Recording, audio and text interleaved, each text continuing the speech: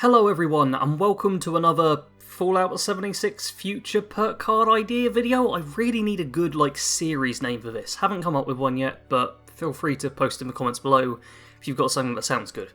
Anyway, last video I made on this whole subject, I came up with some ideas for future Fallout 76 perk cards. The ideas were all kind of my own, just what I was thinking about, what worked well with images I had, and so on and so forth. This time I'm doing things a little bit differently. I looked through all of the perks in Fallout New Vegas, and I got about 9 of them, I think it is, and went, those could be interesting in 76. So I did some more mock-ups, just made some more perk cards, and now I'm going to show them to all of you, and get your own ideas, feedback, which ones do you like, which ones don't you, all of that good stuff. Just have a bit of fun with it all, really. So to kick things off, we have Atomic, which I've put as a luck 3-point perk card with a single rank, gain improved movement speed, action point regeneration, and melee swing speed when under the effects of radiation. Now this is the card that I've altered most from the original description, because Atomic in New Vegas was very technical on the effects and very vague on the description. So I've kind of gone for a bit of an in-between, telling you what the card actually does, without going into the super high details of it all being like 1.25% and less than or equal to 0 and all of the weird technical stuff that it had on that side of things.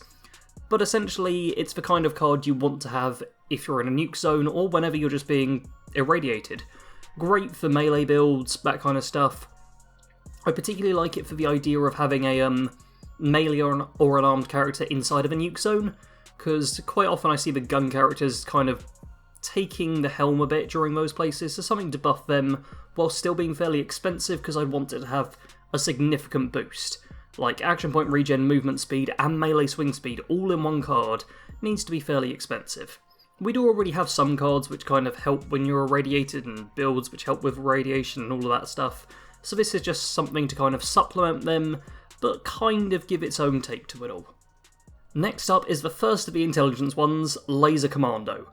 This is another 3-point card, plus 15% damage and 10% chance to critically hit with any laser weapon.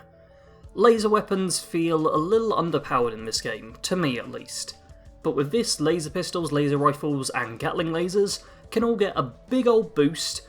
It highlights intelligence being a more important stat, which if you watched one of my recent videos, probably my most recent video since this came out, then you'll know it's better than a lot of us thought, and it's just kind of cool, and it's something that I'd like to see more of. More perk cards based around, I was going to say specific types of weapons. We already have stuff like Rifleman, which is based on rifles, but I'd like to see more specific stuff on like barbed weapons or blunt and edged melee weapons, stuff on lasers, plasma, ballistic, that kind of thing. It's just something kind of cool. And a chance to critically hit without needing VATS is what I'm looking at here. So just say 10% chance to do a critical hit which does bonus damage, doesn't even need to be like double damage or anything crazy like that, just like extra 20% damage on a critical hit would be lovely. And with just the amount of shots you can fire off, it'd be nice. And a card like this would make me much more happy using laser weapons when most ballistics seem to be a little bit more powerful. Next up, we're on to Strength with the Long Haul perk card. Another 3-point one. I've got a lot of 3-pointers here, I'm afraid. This one though, being over-encumbered no longer prevents the use of fast travel. Now this isn't a huge issue for most people, I feel.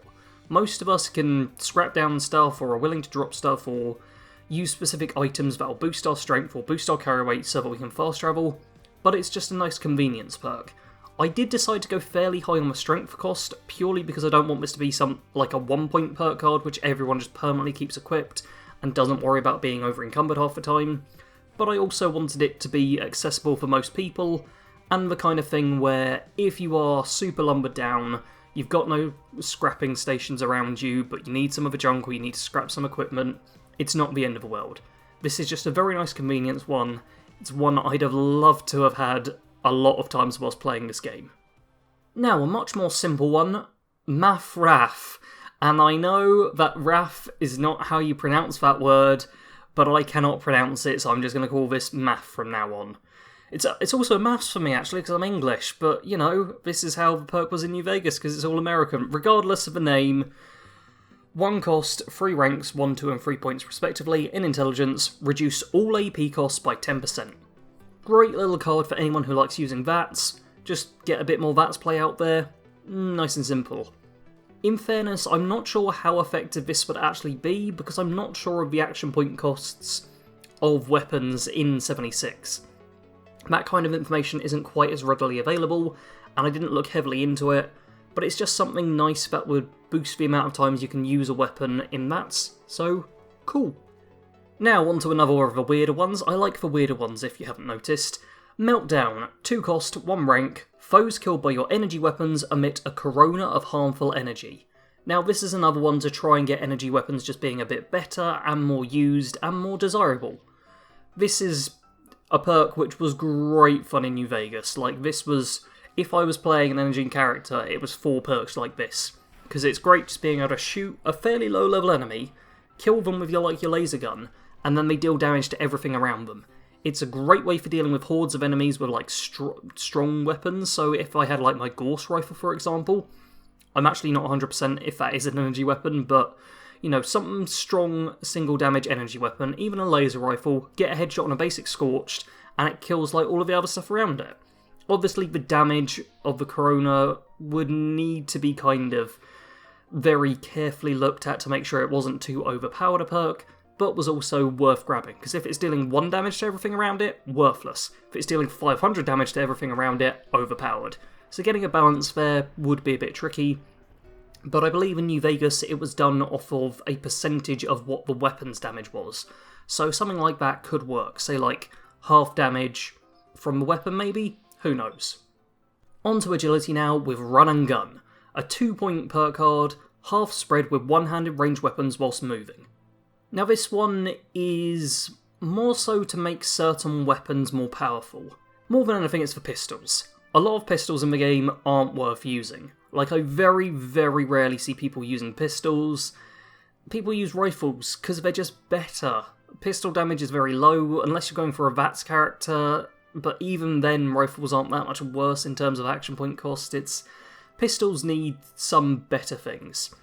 And going with one-handed ranged weapons as well, I feel like there's going to be a few other things which I've missed out on, like, I was going to say the 10mm SMG, but I'm pretty sure that's two-handed, but stuff like the salvaged Assaultron head I think is one-handed, so even that would get better spread and just be more accurate.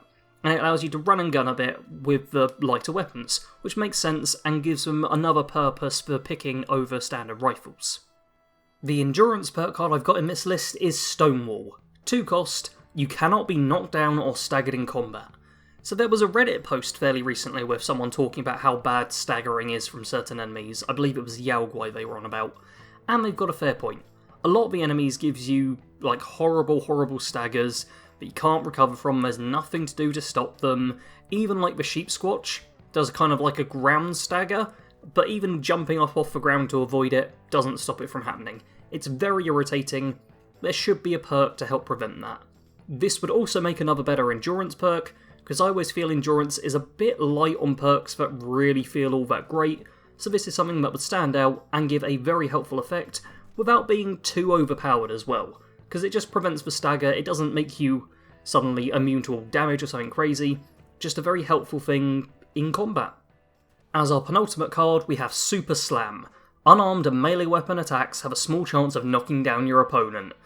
Yeah, this is a triple rank one as well, so it'd be get rid of small on the second one, then large on the final one. It's just fun knocking stuff down. It's really nice to be able to just send enemies flying. If anyone used the All-Star World Series bat in Fallout 4, I can't remember the exact name of it, but that one had a great knockdown effect on it which sent enemies flying.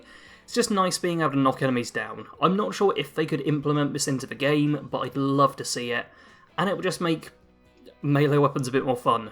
Would it also make, if you're a slightly weaker melee character in the start, it'd be a good perk to get then, when you don't have so many things you can spend on. It's just nice, I want to knock things down, I want to see them ragdolling. That's all I'm after here, really. And finally, we have Travel Light. 10% faster running speed when wearing light or no armour. So, armour in this game is a bit of a weird one. I personally pay very little attention to armour values on my main character, because for me it's all about the legendary effects. What this means though is sometimes I'm wearing light armour and heavy armour and things with wildly different resistances. What this perk would do would mean if you had a full set of heavy armour, this is no good to you, just have the higher armour value.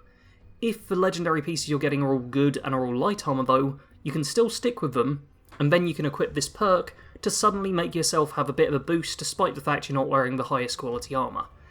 It's something I'd like to see more of, especially seeing as there is the light, medium and heavy armour sets in Fallout 76, they're just not focused on as much as they were in Fallout 4, or even in the previous games. It's something that seems to be fading away, and I'd like it to be more of a focus.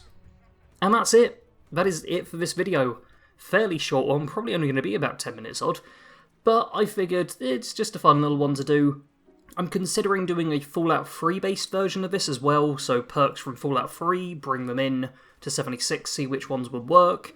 But feel free to let me know if you'd like more of these videos, if you'd like me to do another one of just my own random ideas, or if you're hyped for the Fallout 3 one.